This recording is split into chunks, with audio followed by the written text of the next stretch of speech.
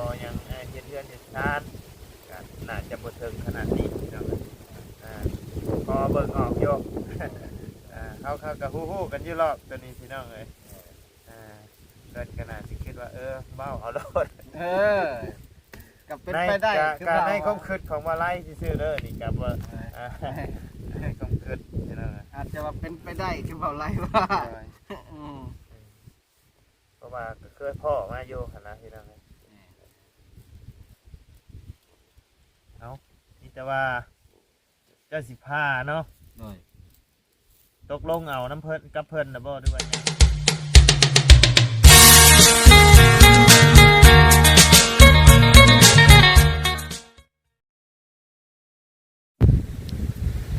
ทักทายกับสบายดีเด้อน้องพ่อแม่พี่น้อง FC เบิร์ดจุกูสู่คนเนาะเพราะว่าอยู่ในและต่างประเทศก็ยินดีต้อนรับเข้าสู่ช่องบ่ไลคือเก่าพี่น้องเอาเปิดคลิปเปิดภาพมามื้อนี้ก็อยู่บ้านของน้องเอิงน้องตันเพิ่นคือเก่าเนาะพี่น้องเอ้ยเข้ามาถามทางอ้ายเพิ่นก่อนเนาะว่าได้บ่เป็นไม้เป็นตอกหรือจังไดเนาะพี่น้องเอ้ยมื้ออื่นพร้อมที่สิลงมือเลยบ่ เนาะพี่น้องเอ้ยไปเดี๋ยวเข้าไปถามทางอ้ายเพิ่นก่อนพี่น้องเอ้ยไปถามแล้วบ่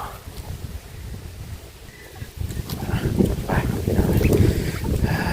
สบายดีเด้ออ้ายเด้อโดยใช้ส่งขายาวเสื้อแขนยาวนะส่งเลยชื่อไอ้นะบ่เลยสบายดีสบายดีตั้งกล้องมันนั่งไอ้แข้งแดดนี่แหละมันจังอุ่นพี่น้องหนาวเลยหนาวลีรอพี่น้องเลยเคิร์ดนี่ให้ขนาด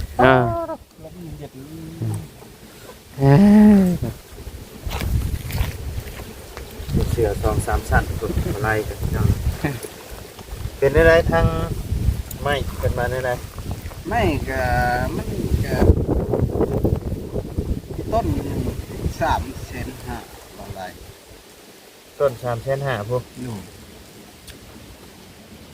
มันแดกแล้วมันได้จักเสาต้นหนึ่งนี่แต่ได้แต่ต้นละเสาต้นละเสานะได้6 ต้นจำได้นะครับ6 ต้นว่าเอาหนา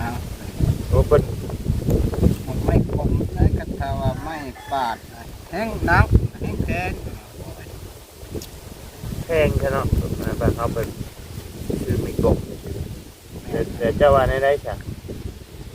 บ้านได้จะฟังมันคอดว่ากันว่าอันนั้นก็ดี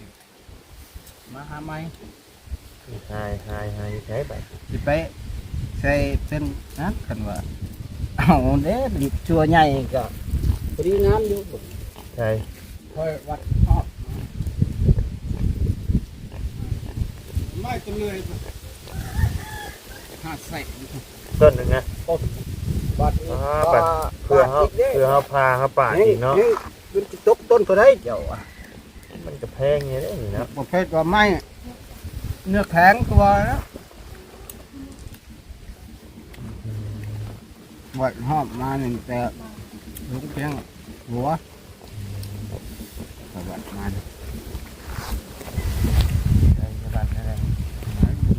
เขาเป็ด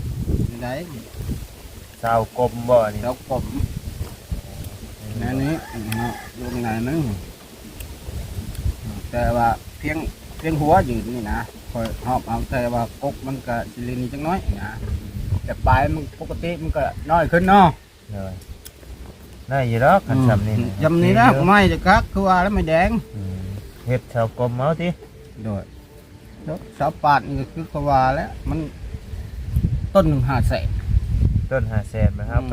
ไปพายนี่บาทนี่ไล่ค่าน้ำมันน้ำมันออกพวกนี้ว่าเสากลมกับคันมันซื้อมันงามนี่ก็โอเคเฮามาถากเปลือกออกเอาในการงามด้วยกันโดย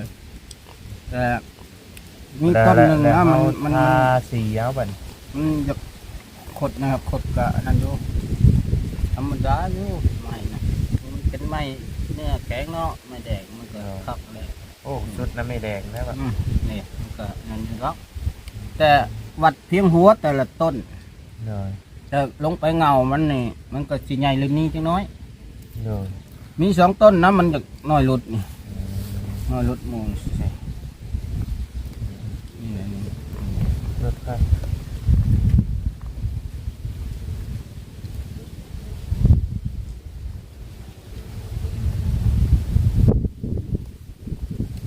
ชิดดอกน้ำอยู่มีต้นหนึงแล้วมีโคน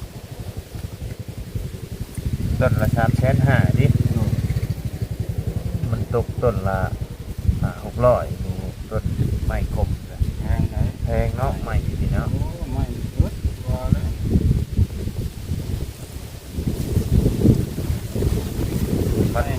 มันบริเวณซื้อต่างคอเลยดิ เออ แบบ มี2 ต้นนี่นะหลุดหน่อยนี่นะหลุดนิดหน่อยอยู่แล้ว ได้อยู่ทำนี่โอเคอยู่มัน แต่ ก็ ว่ามันเป็นไม่แดงเนื้อดีว่า มันคมมาก็งามอยู่พามาถากเปลือกถากอย่างเอาเสางาม มันชื่อดีอยู่เนาะ ชื่อดีอยู่มีต้นหนึ่งบ่อยู่ชื่อแต่ว่ามันเป็นต้นตายแดต้นดิบแดนะแกนไม่ ไม่ต้นตาย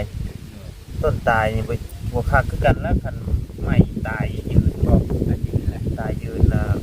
มันเอามาเฮ็ดเสาเรือนเสาทานมันก็บ่อยากคักปานใดแล้วเพราะว่ามันเป็นไม้ตายยืนเด้ ตายืนก็แบบว่าลักษณะแบบว่าผมสวนกับเจ้าเนาะสวนกับเจ้าเลยบ้านมาเขาก็จูด2มาก็ลดพอดเขาเห็ดมันห้าวมันแบบนะตายเว้นว่าสิตายธรรมชาตินะ เห็นไหมว่าตายธรรมชาติ บ่ ตายยืนนะ บ่ เขาเอามาเห็ดเฮือนเห็ดชานมันก็บคักหั้นนะเพิ่นเอาง่ายๆก็ผู้เพิ่นถือกระถือเรื่องนี้นะแบบไม่ตายยืนนั่นแหละ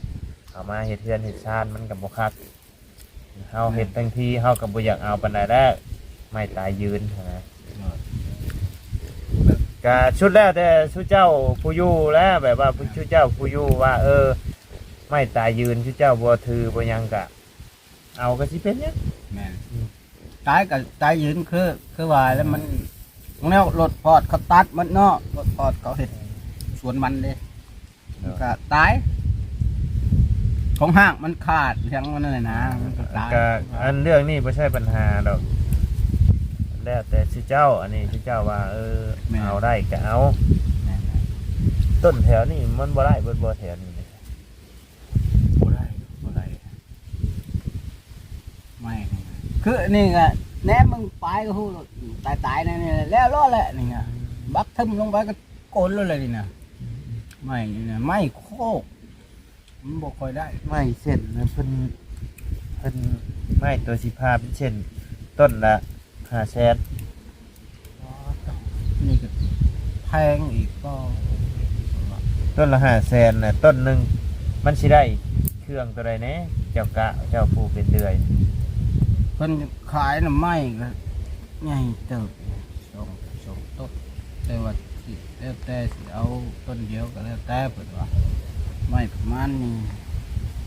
ลาดปลายตัว ต้นหนึงนะ ต้นหนึง โอ้โหมันเป็นไม้อิหยังกันน่ะ ไม่ยาง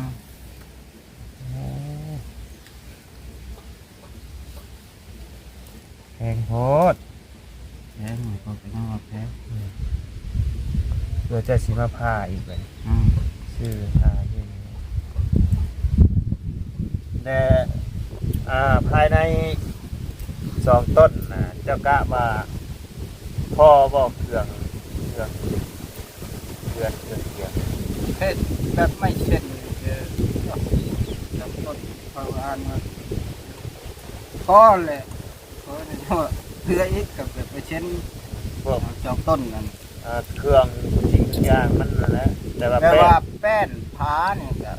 สมมติว่าเอาแป้นผ้าแป้นผูนอกก็ว่านี่ผมได้ก็สิบล้าน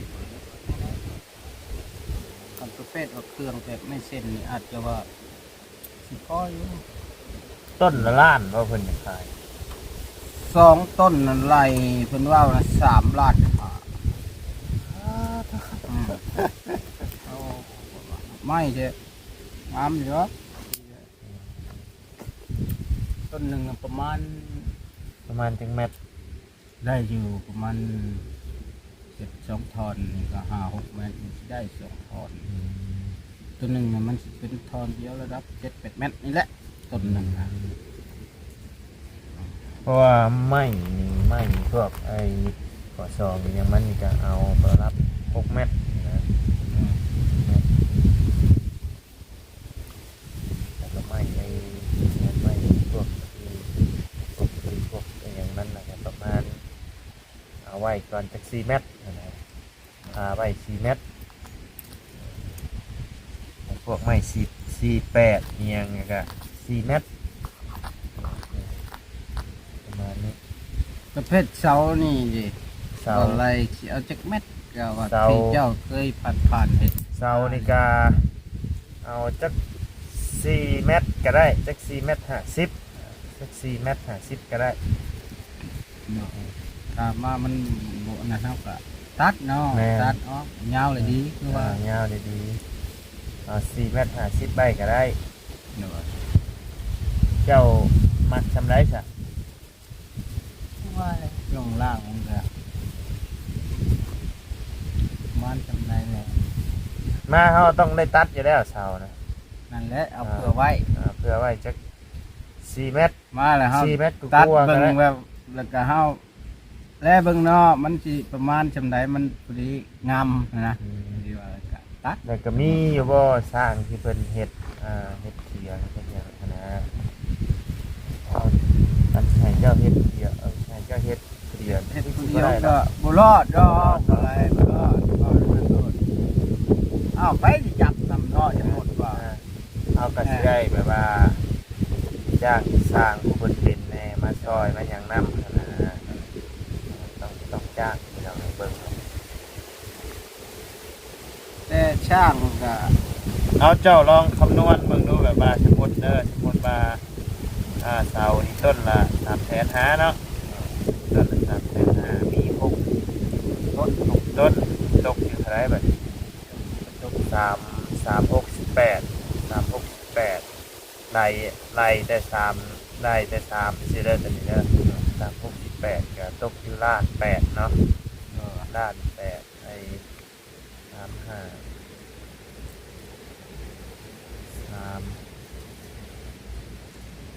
ล้าน8ล้าน9,980,000แม่นบ่ กว่าเลย กลัวบ่ ต้นหนึ่ง350,000ก็ประมาณตก2 ล้านปลายเลย2 ล้าน7มาเบิ่งครับ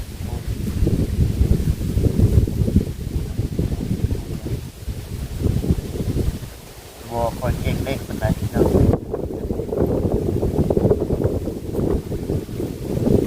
3 350เนาะ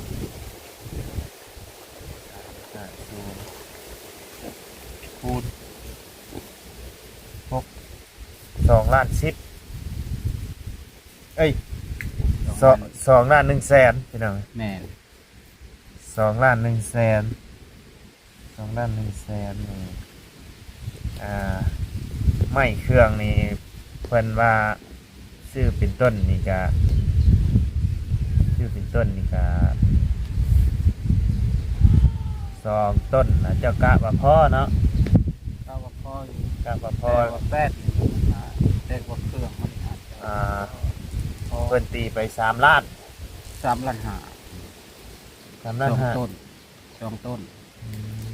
แพงครับ แพงไหนไม่ถึง ต่อเจะรอ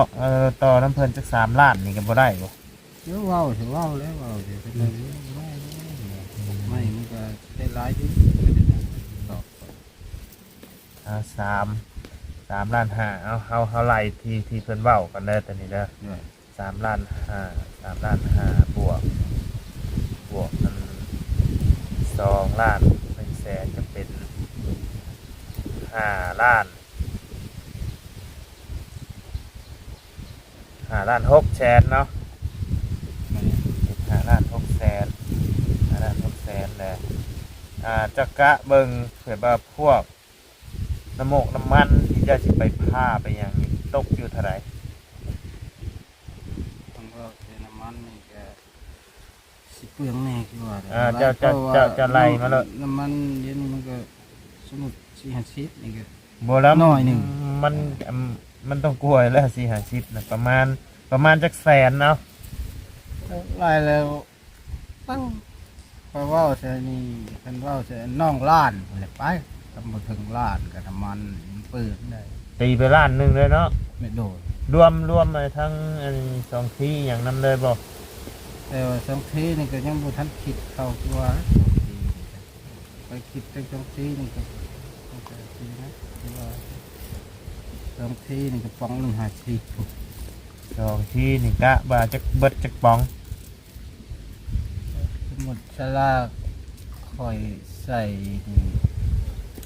ซื้อน้ำมันนี่แต่จักมันสิตกจักลิตรเนาะสมมุติซื้อน้ำมัน100,000นี่ค่อยใส่ป้องหนึ่งไหนสองทีนี่เปลืองชุดคือว่าค่อยใส่ป้องหนึ่งเพราะว่าคันเฮาใส่น้อยกันได้ แต่ว่าปัญหาว่าจักของเฮานี่ตัว เอาไล่แบบว่าไล่ที่เจ้าเคยเฮ็ดเลิศหั่นนะเอาแบบว่ามาตรฐานของจักรเจ้าเลิศ เลยก็คือว่าอะไรมันก็เดาไปก็สิบุบด้วยดอกเพราะแต่นั่นซื่อๆคือว่าเราเดาเนี่ยแต่ว่าสิตรงเป๊ะนี่ก็ต้องเรียนตรงคือว่า เดี๋ยวเรื่องน้ำมันเดี๋ยวเฮาจัง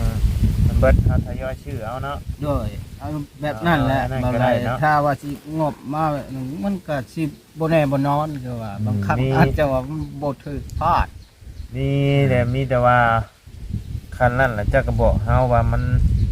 เบิดแล้ว โดย เจ้าก็เลยให้เอาเงินให้ไปชื่อ โดย เอาก็ได้นั่นก็ได้เนาะ โดยมันสิงบมันบ่ถูก อ่า คือว่าแหละ เอานั่นก็ได้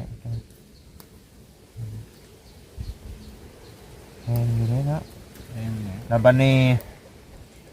ประมาณจักมื้อจังสิแล้ว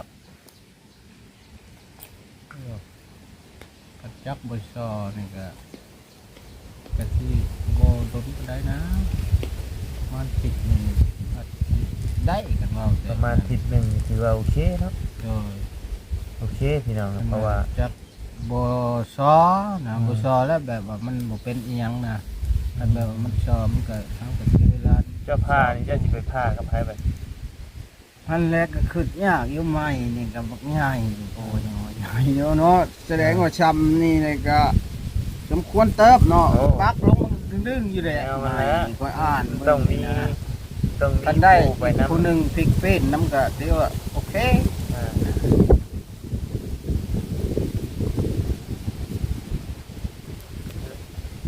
แบบว่าหาดูหาลานแถวนี้ไปซอยน้ำก็ได้ แต่ว่ามันลูกหลานก็คือว่าแล้วแม้แต่ผู้หญิงอยู่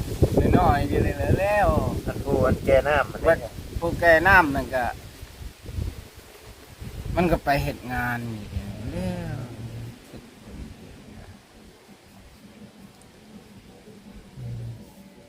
ให้เปิดเพลงอะ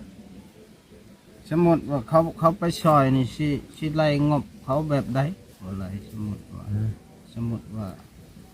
หาคนไปช่วยให้ว่างบให้ อัน เขานี่ น้องไปบอกให้เพิ่นมอนเพลงลงให้นะว่านะไป ไปลูกไปให้เขามอดแล้ว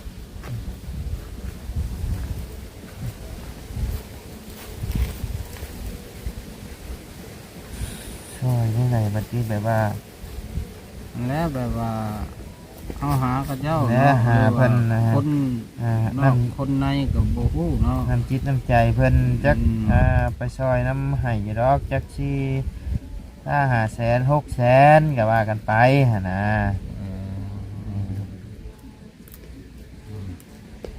ให้ไปปาดไปซอยหั่นนะ อืม แต่มันก็สิประหยัดงบลงกว่าที่เฮาไปซื้อในห้างอยู่ดอกพี่น้องเอ้ยเพราะว่าอยู่ในห้างนี่เฮาตีไปแล้วแล้วก็มันก็หลายแพงหลายอยู่พี่น้องห่างกันหลายอยู่ เพราะว่าไม่48ตัวหนึงนี่มันโตละ80,000แล้ว โอ้ 4เมตร นั่นเลยเนาะ นั่นแหละ นักแล้ว อ่า แม่ความอะไร มันตกอยู่ท่านเฮาไปซื้อเครื่องแล้วมันตกอยู่ที่ปลายล้านนั่นแหละ แม่ นี่แต่ว่านี่เฮาก็บ่น้ำเพิ่นนั่นแหละเพิ่นไปซอยก็บ่ได้หาสิซื้อดอกก็จะว่าประมาณอาทิตย์หนึงเนาะอาทิตย์หนึงแล้วก็ให้เราคิดให้เรามื้อละแสนจังซี่ซะเอามื้อหากแต่ว่าเฮาเว้าว่าให้เราเว้าใส่เราว่าเพิ่นสิไปก็มีให้ดอกจัก500,000 600,000จังซี่หั่นนะเฮาก็บ่ได้ตีไปเป็นมื้อเอาน้ำจิตน้ำใจเฮาคันว่ามันเกินหั่นแล้วก็เฮาก็เบิ่งอีกทีหั่นนะ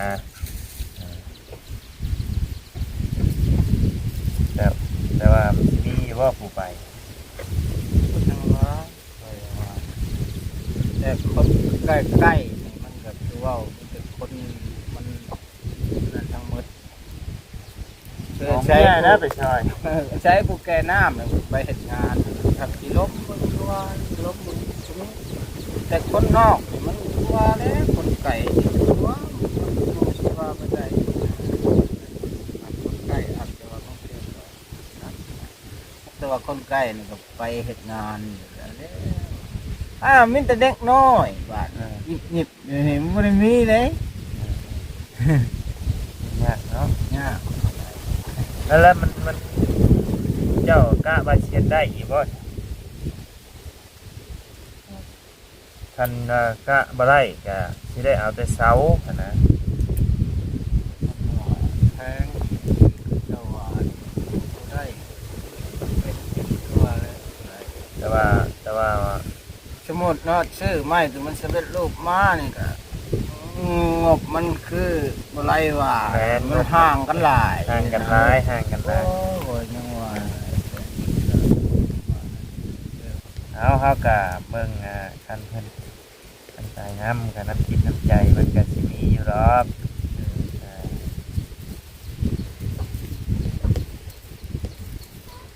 แบบ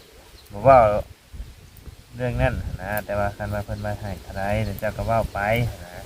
คันว่าเพิ่นบ่เว้าก็มีอยู่ดอกน้ำจิตน้ำใจให้ว่าสิเด้อมันก็สิประหยัดงบลงหลายกันหลายเท่าอยู่ ว่านั่นนี่อะไรแต่ที่ว่านี่สมมติว่าหาเพิ่นบ่ได้เนาะหาเพิ่นบ่ได้ก็เดี๋ยวก็ที่ได้จะเป็นคือว่าแหละในได้กันแนวคือว่าแหละนี่แต่เล็กน้อยๆแน่ๆแล้วมื้อนี้ก็เก็บไปเพราะเขาฟิกซอยนะสมมุติว่าไม้ใหญ่เนาะพาปั้วได้เลยเก็บได้บาทเดียวเลยโอเคเลยบาทเดียวก็คือว่าขาดและลูกหลานก็เพิ่นได้พอชำนี่รุดนี่นะ พอดีกระเทินเนาะ นั่นแหละมันเลยพอดีเนี่ยพอดีกระเทินนะ ว่าอะไรมันกันเชื่อว่าอันนั้นคือบ่ไล่ไล่สิฟังนี่กันว่าแบบเอามาจะเป็นลูกก็ดีแล้วคักกันแต่ว่างบนี่มันห่างกันหลายแล้วมันเฮาบัดอยากประหยัดงบลงไปเนาะตัวนั้นดอกเดี๋ยวนี้นะ แต่ว่าคันว่าจะว่าบ่ได้ก็อันเงินที่งบมีอยู่ทางเฮานี่ก็กับทางบ่อแก้วนี่ก็อาจสิได้แต่ไม่ นั่นแหละนั่นแหละว่าอะไรมันก็จิ๋วเนาะมันก็ย่างกันแล้วบาทนี่ก็แต่ว่าเฮาฟังจะว่าผ้าก็ประมาณ7มื้อนี่ก็โอเคประมาณ7มื้อ8มื้อนี่ก็โอเคเนาะก็ถือว่าบ่ซ่าพี่น้องเอ้ยก็โอเคอยู่เพราะว่าเฮาสั่งแบบว่าเฮาสั่งน้ำเพิ่นก็คือสั่งอยู่บ้านเพิ่มก็สั่งหลายมื้อเติมได้พี่น้องเดี๋ยวเพิ่นสิมาแต่ว่าเขาสั่งในห้างเพิ่นสั่งในห้างเพิ่นพวกไม้ไอ้ยังไม้ไอ้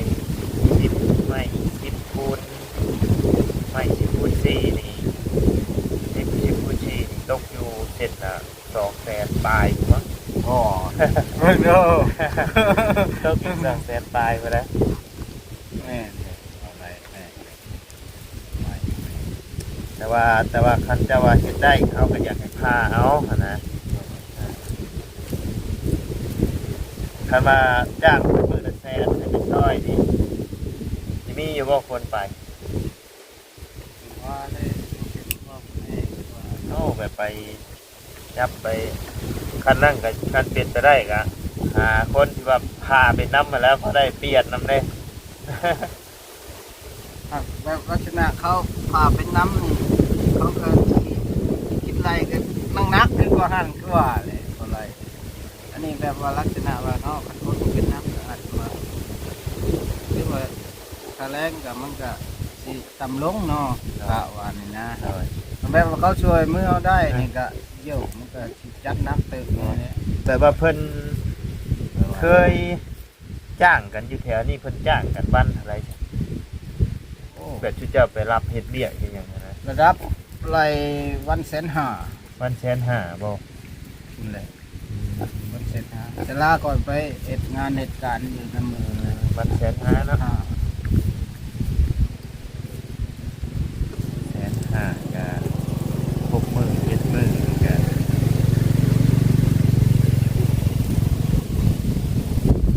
ตกอยู่ประมาณอะไรประมาณอยู่เกือบล้านเนาะแสนห้านี่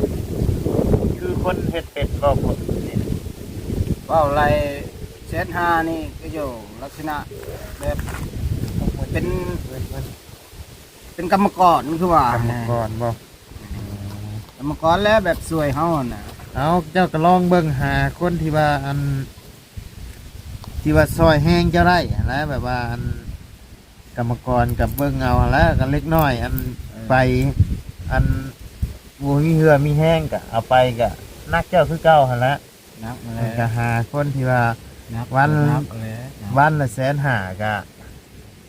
เฮาก็ลองเบ้ากับเพิ่นว่าวันละ100,000อะไรครับเพิ่นว่าขอวัน150,000ก็เอาให้เพิ่นหั่นนะเอาให้เพิ่นไปนํแต่เพราะว่าคันเฮาสิเอาอันเอาไปซื้ออยู่ในห้านมันนี่แห้งเสียหลายเฮาเอาเงิน แม่นน่ะ อีกส่วนต่างหนึงตัวนี้ยกตัวนี้เนี่ยไปจ้างอันกรรมกรเอาแต่เปิดไปซอยเจ้าก็มันก็สิลดรายจ่ายลงไปอีกหลายเติบพี่น้องเอ้ยจากที่เฮาสิเสีย10ปลายล้านเฮาก็เสียอยู่ประมาณ10ปลายล้านก็สิเยอะแค่สิจ่ายอยู่ประมาณจัก10นี่ก็มันก็ลดลงหลายอยู่ได้เนาะ แม่ อ่าเพราะว่าไม้นี่ก็เป็นว่า2 ต้นนะ3.5 ล้านเนาะ ดู พอดี5 ล้านปลายนะพี่น้องเลยอันรวมทั้งเสาทั้งไม้ทั้งหยังแล้วเจ้าไปพาอหยังอีกก็ตีไปประมาณ7-8 ล้านเนาะประมาณนี้พี่น้อง7-8 ล้านขนาดนี้นะกาแห้งผู้ไปซอยน้ำแบบตีไปสัก9 ล้านเนาะ แม่ เพื่อไว้นะ คือไว้ เพื่อไว้9 ล้านพี่น้องไว้เพื่อก็อาจจะบ่ฮอดนะ แม่ หรือว่าเจ้าสิไปถามอีกเจ้าหนึ่งก่อนบ่ ถามเลยสองเจ้าเลย ถามสองเจ้า เจ้านี่แห้งนักหน่วง อืม มันไหม้มันบ่เป็นตาย เพราะว่าเขาคิดว่าแบบว่าคอน้ำเอื้อยน้ำน่องนะใหม่คิดว่าแบบว่าเขาให้ ก็ เพิ่น น้ำเอ้ยน้ำน้องคือว่าแล้วนี่ก็มันหาตัวแล้ว หรือว่าแล้วแบบว่าเพิ่นหรือว่าเพิ่นฮู้แบบว่าเฮามาซอยในนี่เดี๋ยวเพิ่น เออ เพิ่นเว้าเอาเนาะหรือว่าแนวใด คือว่านี่ก็บ่ฮู้ อาจจะเป็นไปได้พี่น้องเลยแต่ปกติแบบเอ้ยน้องคอกันบางเทื่อนี่คอซื่อๆกันยังได้เด้ คือทางบ้านเฮานี่คอกันซื่อๆก็ได้นะ ก็แม่นอยู่ก็แม่นบางเทื่อก็ได้ตัว แต่ว่าบางเทื่อเพิ่นคิดว่าเฮามาซอยในนี่เฮามีเงินทำพี่น้อง เอ้ย เจ้าได้บอกเพิ่นบ่ใช่ว่าคือเฮามาซอยเรือ แต่อันนั้นก็เราเว้าแต่ บ่ทันเว้าว่านั่นน่ะเรื่องงบเรื่องประมาณนั่นก็อืม เงินนี้เพิ่นฮู้เพิ่น แต่ น่ะ เพิ่นก็สิฮู้ก็บ่จักว่ายังว่า เพิ่นเลยอาจสิฮู้หั่นแหละเนาะเพราะว่าเพิ่น มันก็ฮู้แล้วเนาะ อ่า คนอยู่ในบ้านเจ้าของเองเนาะ ฮู้อยู่หั่นแหละพี่น้องแต่เพิ่นก็น่าจะคิดว่า เอ้ย อ่ามีคนมาช่วยในนี่ เอ้ย เพิ่นอาจจะเว้าเอาก็เป็นไปได้ ก็เป็น เนาะ ไปได้คือบ่าวว่าคือว่า อ่าอาจจะเป็นไปได้พี่น้อง บางครั้งก็อาจจะว่าสิคิดแบบนั้นก็บ่ฮู้เนาะ โดย บางครั้งก็สิบ่คิดแบบนั้นก็บ่ฮู้คือ โด ว่าย มัน แต่ว่าส่วนใดก็เป็นนั่นแหละพี่น้องเพราะว่า เออ สิคือชื่อเฮาเคยผ่านมานี่ส่วนใดก็เป็นในนี่เนาะเฮาซื้อดินซื้อดอนให้อยู่ทางเหนือให้ก็เห็นชื่อเฮาไปในนี่เพิ่นก็คิดว่าเฮามีเงินมีหยังดินน้อยๆก็เว้าเป็น 4-50 ล้านนะ เออ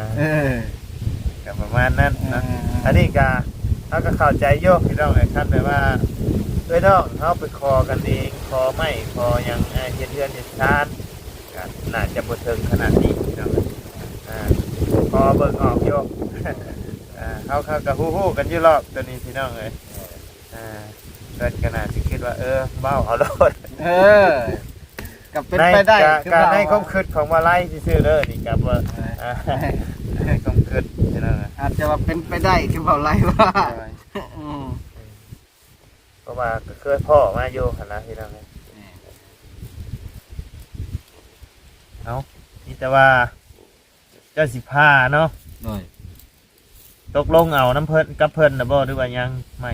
ตกแล้วคันว่าอันนั้นก็มีแต่มื้ออื่นนี่นั่นแหละ เพิ่นให้เอาเลยบ่เงิน งั้นนี่ก็คันว่าอันนั้นก็ถ้าเป็นมื้อหน้ามื้อไหนก็ติดตามคือว่าหักสิเอาเลยแหละว่าในใดก็บ่ได้ถามคือว่า เจ้าก็ลองต่อเพิ่นอีกทีอันทั้งเสาทั้งไม้ทั้งเสาเฮ็ดไม้ทั้งเสาผ้านี่จักหาล้านได้บ่ต่อเพิ่นนะ อืม ให้เพิ่นลดให้ซะจัก600,000ตัวนั้นนะ เออ ลองต่อเพิ่น อืม เอาก็เว้าเฮ็ดคือบ่อยากได้แล้วเอาก็บัดนี้ ต่อเพิ่นเบิ่งเนาะ อืม สักหาล้านนี่ได้บ่ว่าสิ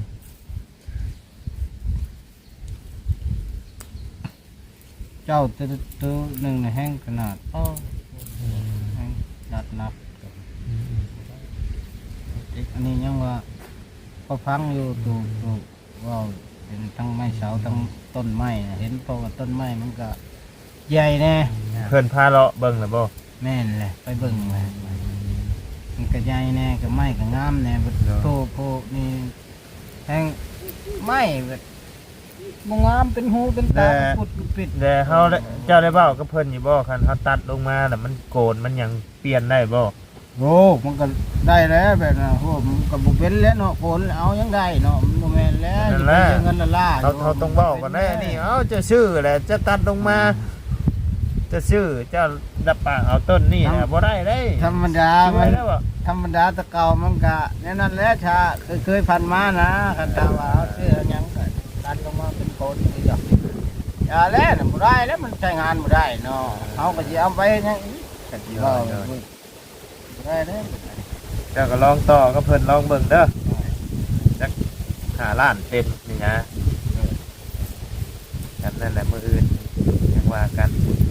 เงินน่ะถ้ายังบ่ได้กดมาเหมือนกัน แต่บ่ได้กดมากก็อย่า มี คัน แต่บอกเพิ่นแล้วล่ะคัน สมมุติว่าต่อบ่ได้นี่ก็ตกลงเอาเนาะบ่ไรคือว่า คันว่าเพิ่นว่าบ่ได้คันว่าบ่ได้ก็จำเป็นต้องเอาแล้ว เออ เฮาก็ อืม ข้าวยังเฮ็ดให้มัน อันแล้วคันว่าอัน นั้ นั้นก็มันก็สิคือคอยนี่มันก็สิได้ลงมือเลยว่านั้นซะนับแต่บ่อื่นเป็นต้นไปเนาะเพราะว่าเฮาก็อยากเฮ็ดแล้วสมมุติว่านะแล้วก็มีแต่เริ่มต้นมื้ออื่นเลยว่านั้นนะ มีแต่ว่าคันนั้นตอนแรกเจ้าก็ลองไปต่อเพิ่นคันต่อได้เลยเจ้าก็ตื่นเช้ามาเจ้าก็ไปดำเนินการเลยจัดการเลย สิได้แล้วไว้ๆนะแล้วมีรถแก่รถหยังอยู่บ่บัดนี้ ก็แกก็สิหาลูกหลานนำมานี่แหละนี่ปู่นี่แหละ เออหาเพิ่นไปแก่ให้เนาะ แม่น ซื้อน้ำมันใช่ให้เพิ่นที่ได้มันบ่มีพี่น้องเลยอาศัยกันนี่แหละมันให้เพิ่นใส่น้ำมัน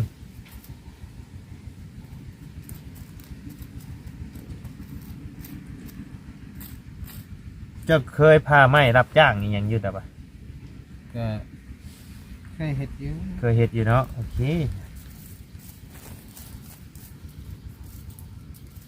จะมาพาลงมาเลยพาขาดเครื่องขาดกลางเลยเสียเสียขึ้นชื่ออยู่เลย บ่ขนาดนั้นดอกบ่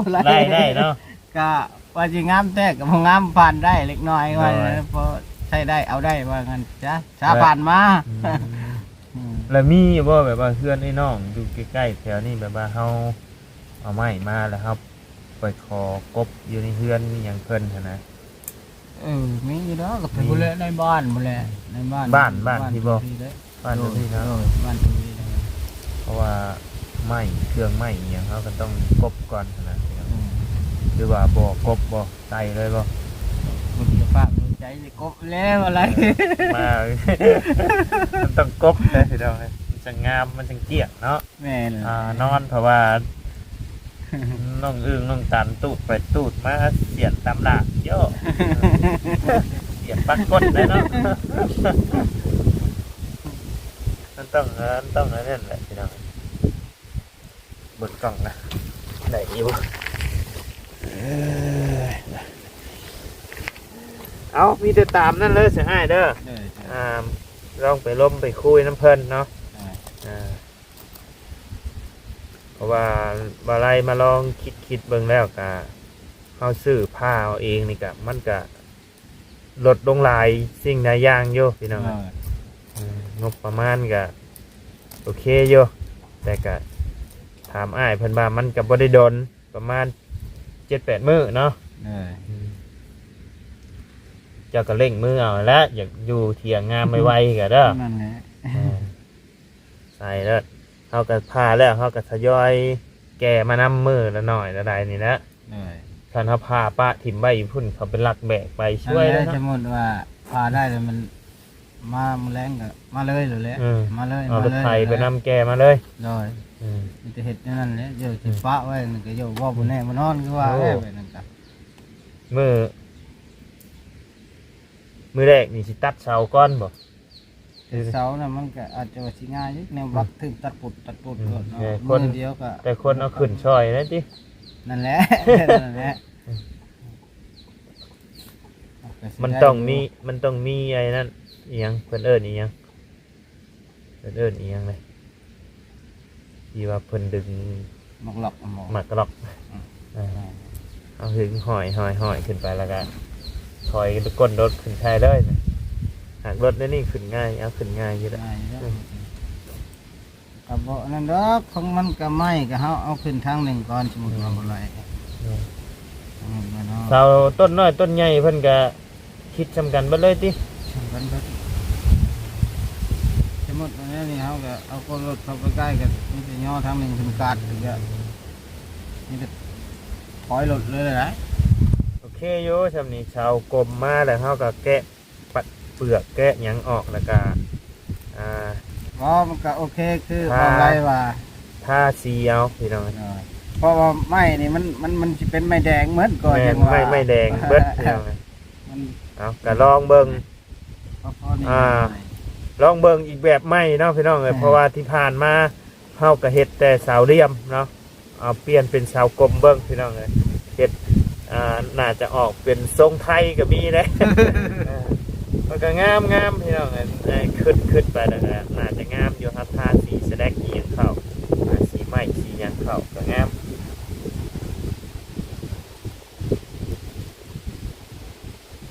ได้อยู่ทางเหงามันก็สิใหญ่กว่านี้เรื่องนี้นี่วัดเพียงนี่เนี่ยวัดเอายืนแล้วก็เอา เอาใหญ่อะไรเอาขึ้นบ่ได้เจ้าเบิ่งคือน้อยได้แต่ตัดลงมานี่ใหญ่ได้ แม่นความบ่ไรว่าแม่นเบิ่งคือน้อยพี่น้ เบิ่ อง งน้อย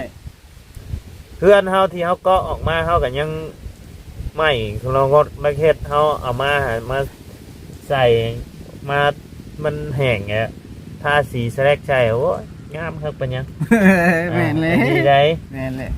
งาม เป็นความบ่ไรว่าแต่ค่อยว่าสิธรรมดาอยู่สำนึกกับพ่อนั่นอยู่มันเป็น อย่าเจ้าว่าคักแล้วก็คักแล้วละสุดน้ำผู้อยู่นะ แต่ว่าไม่แบบมีแต่ไม้แดงมดกว่าจังครับแปลว่าไม้แนวอื่นก็ต้องปปานใดว่า ก็ลองบ่าวน้ำเพิ่นไม่นี่ไม่ชาวนี่ต้นละ300,000ได้บ่นะเพิ่นว่าเอาได้แค่ต่อน้ำเพิ่นทั้งเบิดทั้งมวลนี่5 ล้านได้บ่นะว่า5 ล้านมันก็เกือบหมื่นเลยเดี๋ยวนี้เนาะ เกือบเลย ขายไม่ลำต้นนี่โอ้โหเป็นเงินเป็นหมื่นเลยเนาะ ไม่จะไปเบิ่งเจ้าหนึ่งครับ4 ต้นเห็นไหมไม่3-4 เมตรเนี่ยโตไม่ยางเลยยาวก็แบบไม่ช่วยๆไปนะเป็นตึกติดทั้งพวกติดไล่จะได้ตั้ง6 ล้าน6 ล้านพวก รอดแล้วเดี๋ยวเป็นเอาตามนั่นแหละฉันเนาะมิตรว่าเจ้าไปคุยกับเคลียร์กับเพิ่นเลยเนาะสบายเจ้าสิพาการสมมุติว่าแต่ตกลงพาเนาะบ่ได้สมมุติแหละพี่น้องตกลงพา เอาอย่างนั้นมันประหยัดงบ ประหยัดงบทางอ้ายเราอยากให้มันประหยัดงบพี่น้องเลยโอเคมีแต่ตามนั่นแหละคันว่าเราบ่ลดอะไรกะเอาคือเก่าแต่ว่าเฮาก็ลองต่อเบิ่งลองต่อเบิ่งคันเพิ่นลดได้ก็ดีคันเพิ่นบ่ลดก็ตามนั่นแหละเป็น5 ล้าน 6เนาะทั้งเบิดนี่จะบอกเพิ่นว่าเดี๋ยวเจ้าเข้าไปเดี๋ยวมื้ออื่นเพิ่นคันสิเอาเงินกับมื้ออื่นเพิ่นสิเอามาให้ว่าสิเด้อโดยมื้ออื่นเพิ่นละเพราะว่าเฮาบ่ได้กดมามื้อนี้เงินอยู่ในบัญชีตามนั่นแหละเราก็สิได้กดออกมาเพื่อไว้อันนี่แหละชื่อน้ำมูกน้ำมันอหย่างน้ำไม่ละ ครับเรื่องรายการใหม่นี่อะไรนี่อยากถามย้ำอีกครั้งเนาะไอ้สมมติว่าเห็ดใหม่นี่จากแมทกาวานไม่ตัวไอเห็ดคอซองมันนี่หนาอย่างว่าเพิ่นเอาบอกว่าปกติจะประเภทหน้ามันเองมันก็อยู่ใน15และใหญ่สุดแล้วนะหนา15แข้ง6แข้ง5แข้งนี่แหละประมาณนี้แหละทางหนามันนั่นนะแต่ว่าทั้งกว้างทั้งหอมนะแต่ว่าสิเอาเท่าไรแท้นะเจ้าชงโมเดิร์นเนาะความยาวนี่เอาจักอัน6 เมตรไปก่อนเด้อความสะความกว้างจัก4 เมตร4 เมตรเด้อแต่ว่าไม้นี่เจ้าคือสิฮู้อยู่ดอกเนาะบาทอันตัวใดเอาตัวใดเนาะไม้48ก็เอา4 เมตรก็ได้ไม้48เพราะว่ามาตรฐานของมันก็ไม้48มันต้อง4 เมตรอยู่แล้วเนาะมาตรฐานของมันพี่น้องอยากได้ทรงโมเดิร์นพี่น้องนี่กระเสาโมเดิร์น6 ต้นเลย6 ต้นมานี้อันนี้เป็นห้องอาจจะกั้นเนาะอาจจะกั้นดมพวกเขามานี่ก็เห็ดเป็นแซกลงมานี้มันจะมีเงื่อนมานี่มองอยู่มองนี่อาจจะยาวเลยมานี่ห้องนึงแต่มองนี่ชุดจะมองเสาอยู่นี้จะมองเสานี่แต่ว่ามันจะเงื่อนมาครับพี่แต่มองนี่นะสิเห็ดบันไดขึ้นมาจังซี่นะขึ้นมาจังซี่แต่ประตูใหญ่อยู่นี้ซ้ำเฮือนดังนึงนะ มันก็สิซ้ำเพื่อนคือว่าแล้วคันว่า4 คูณ 6 อ่า สิก็ได้ว่า แต่ว่าเขาพามาเพื่อไว้ชื่อหั่นนะแต่ว่าอยากได้จักอยากได้จักคูณซี่อย่างนี้กันนะเจ้าโอเคบ่ แค่จะสำเนียงกัน5 คูณ 4นี่ก็ คูณซี่นี่ก็งามเลยพี่น้องเลยเพราะว่าเฮ็ดเฮือนน้องเฮือนน้องอาเจืองนี่ก็คูณซี่ก็บักไง